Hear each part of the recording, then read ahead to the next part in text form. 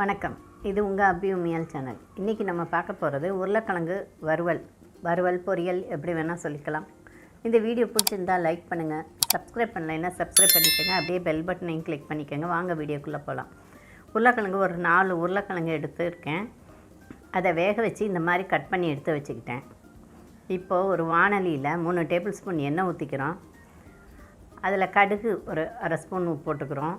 வெங்காயம் கொஞ்சம் நிறைய போட்டாவே நல்லாயிருக்கும். 2 வெங்காயத்தை இந்த மாதிரி நீட்டமாக கட் பண்ணி போட்டு கொஞ்சம் நல்லா வதக்கிக்கலாம்.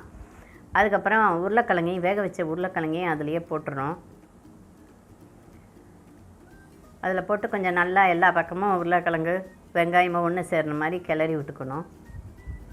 இப்போ கொஞ்சம் உப்பு போட்டுக்கலாம், தேவையான அளவு உப்பு போட்டுக்கிறோம். உப்பு போட்டுட்டு அதோட மிளகாப்பொடி 2 ஸ்பூன் மிளகாப்பொடியும் போட்டுக்கிறோம். போட்டுட்டு நல்லா எல்லாத்தையும் ஒன்றா கிளறி விட்டுக்கலாம்.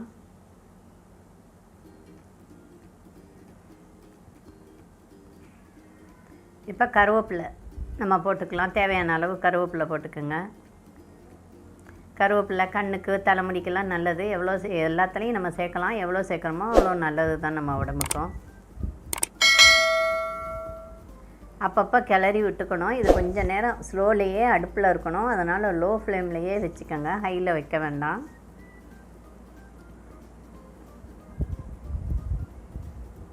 இது தயிர் சாதம், சாம்பார் சாதம் எல்லாத்துக்கும் ரொம்ப நல்ல காம்பினேஷன். ரசம் எல்லாத்துக்குமே ரொம்ப நல்லாயிருக்கும்.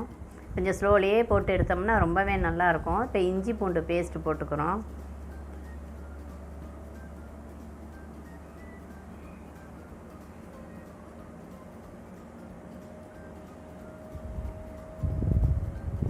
அதையும் போட்டு நல்லா கிளறி விட்டுக்கலாம்.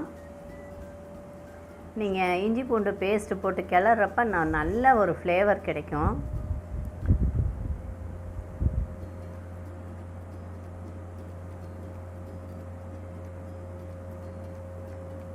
அப்பப்போ நடுவில் கொஞ்சம் கொஞ்சம் நம்ம கிளறி விட்டுக்கணும். இப்போது கொஞ்சமாக கரம் மசாலா போடுறோம். அதில் கரம் மசாலா போட்டுட்டு கிளறி விட்டுக்கலாம்.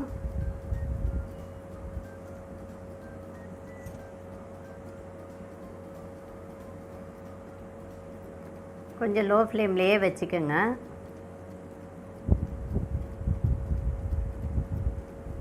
இது அந்த மசாலாவும் உருளைக்கிழங்கும் நல்லா ஒன்றா கலந்து வர்றப்போ சாப்பிட்றப்போ அவ்வளோ நல்லாயிருக்கும்.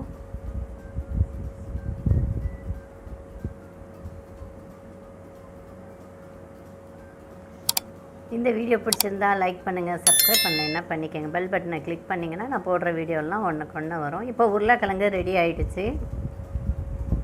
ரொம்ப சீக்கிரம் செஞ்சிடலாம். ரொம்ப ஈஸியான ரெசிபி இது. நீங்களும் வீட்டில் ட்ரை பண்ணி பார்த்துட்டு கமெண்ட்டில் சொல்லுங்கள் எப்படி இருக்குன்னு. நன்றி, வணக்கம்.